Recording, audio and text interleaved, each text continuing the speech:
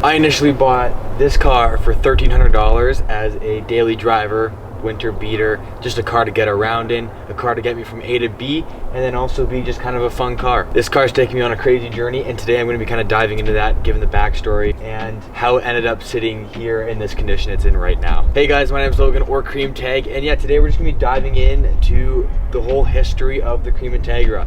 Yeah, I thought it'd be cool just to come on here, make a video, and explain kind of the things about this car that social media hasn't heard before, the things that social media doesn't really know about. What really went into getting this car from this and turning it into this. So I originally bought this car back, it was January 2nd of 2022.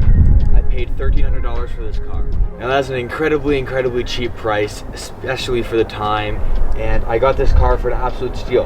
How did I do that? It was super simple. I knew exactly what I wanted. I was looking regularly, and I opened up Kijiji, which is basically Canada's version of Craigslist, and I saw the listing. It was listed for $1,500, and it had been listed 4 minutes before I saw it, and I messaged the guy immediately, and I went and I bought it that day. Yeah, so I messaged the guy right away. I got a call with him within an hour, and within probably an hour and a half to 2 hours after seeing the initial post, I was leaving my house to go get this car. Now the reason I bought this car and the reason I have this is actually because my first car, it was a 2000 Civic Si. It was a great car, super fun. It got stolen, never recovered. I know some of you guys have kind of heard a little bit about that if you followed the channel for a little while. Yeah, it got stolen and I never found it, and so I needed a new car. I needed a new car quick, so I didn't really have much of a budget. So it was amazing that this thing popped up. Now when I got it, it was not in perfect shape. Obviously, it needed a lot of work. The interior was missing like half the components. There was a ton of stuff that was either broken or just not there at all. This car was absolute bare bones. No power steering, no AC, no cruise control, no ABS, none of the features that came in, you know, my daily driver or in my GSR, but it was a great car. It was $1,300 and I had to jump on it. Now there's a lot of maintenance that needed to get done to this car. The entire rear brake assembly needed to get replaced. I'm pretty sure there was a wheel bearing that had to get replaced as well, which had to be done at a shop because I didn't have the materials to do it. There was a lot of little nitpicky things that had to get done. I would love to do a video of like the initial purchase price of the car all the way to how much it cost me, even including maintenance, till the point that it was in the accident. So if you want to see that, let me know in the comment section down below. This thing needed a lot done to it. Now over time I pieced it together. Most of it was simply just from pick and pulls. There's a lot of pick and pulls in my area that often have these cars, and so I replaced my entire interior pretty much. Every little bit of my interior has been replaced. I don't think a single piece of the interior other than maybe the dash is actually original. Tons of little trim pieces got replaced, but that took me a while, but I eventually got it done. I had a pretty nicely pieced together interior and I was stoked on it. And while I was doing that, I actually had a couple of parts that I had bought from my Civic that fit on this car, and that includes coilovers and a shifter. Now those two things were huge. I was really stoked on them. They made a huge difference in terms of how the car looked and how the car drove. It was a really big step in terms of modifying cars for me, in terms of working on them and getting to know not just like simple maintenance things, but really diving into how a car works. Now after I'd owned the car for about half a year, roughly give or take, I took this thing on a road trip and I drove it to Kelowna, BC. That's about a 500 kilometer road trip, which is it's about a 6.5 to 7 hour drive, including stops. And it was a blast. It did the trip, it did it absolutely flawlessly, no issues at all. It did it like a champ. And it was kind of after that point and seeing some other videos, other people doing it, that I decided I wanted to take this thing on a huge road trip. And that's the road trip I took all the way to Mexico. I'll get into that a little bit later, but that's kind of, this little drive to Kelowna is what really sparked that, you know, interest in road trips and that desire to just take this car everywhere. After going to Kelowna and coming back home, you know, I continued to work on the car, little things here and there. You know, I got better wheels, I worked on my fitment a little bit better, I upgraded my headlights, a lot of little things here and there, just kind of slowly getting the car nicer and nicer and nicer. And then I decided, you know what, there's some rust in the car, I want to get rid of this. I wanted to refresh the paint because the paint wasn't in the greatest shape. Even though it looked good in photos, it really wasn't that great. And so then in about January of 2023, so after around a year of owning this car, I decided to start sanding it down and prepping it for paint. And that's exactly what I did. I sanded down the entire car, and there was an insane amount of Bondo, probably why the car was so cheap. And there was a lot of rust underneath the car. It just wasn't in the greatest shape overall, and I decided, you know what I'll do is down the road I'll buy a shell and I'll paint it the same color, and I'll just swap everything from this car into the shell. That way it's still the same car, but just a better conditioned body, if that makes sense. And so what I did is I got rid of as much of the rust as I possibly could, and I used a lot of fiberglass, a lot of Bondo, and I pieced it back together, painted the car, and that's how it got to be this color it is today. Now beforehand it was still cream, but it was just a slightly different shade of cream.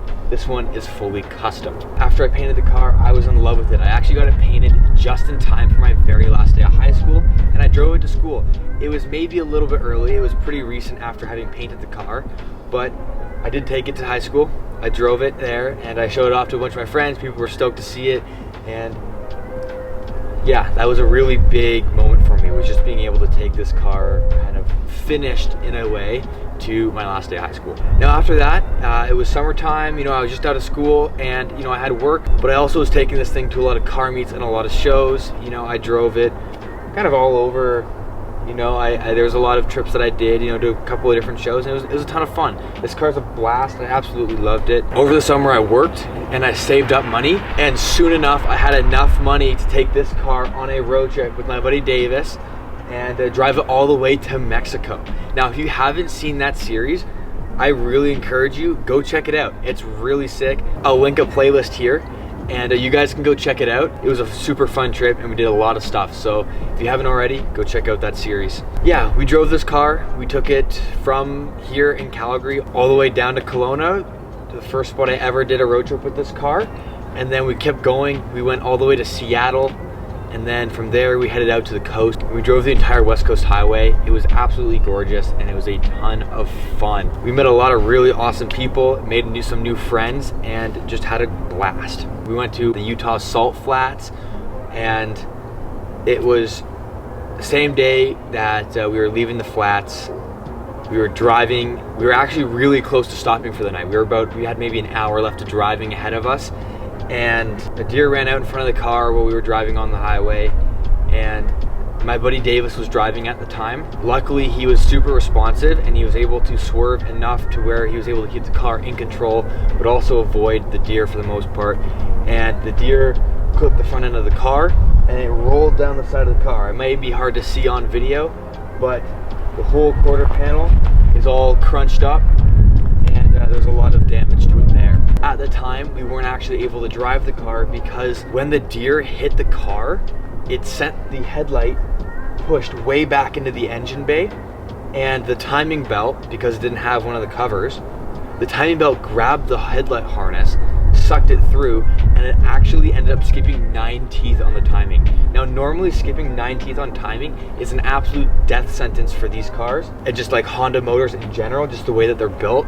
However, I was super lucky, and when I got home, I had a really good friend of mine. He helped me out. We retimed the car. It runs. I can go ahead and I could, if I wanted to, I could hop in and I could start the car up. I was super impressed, you know, I was super happy. Everything is fine. We checked out the inside of the engine using a borescope. None of the valves hit, nothing. I think it's probably because we shut the car off right away and we didn't run it. Now, even though the engine is good, there is still an extensive amount of damage to the car. The whole front end, basically, other than the passenger side headlight, would need to be completely replaced. Kind of like how I said before, you know, the plan was to eventually get a shell and swap everything from this car into the shell, just because this body, even though it looks nice, it looks good in photos and videos and everything, underneath there is an extensive amount of rust, and it's just kind of beyond repair.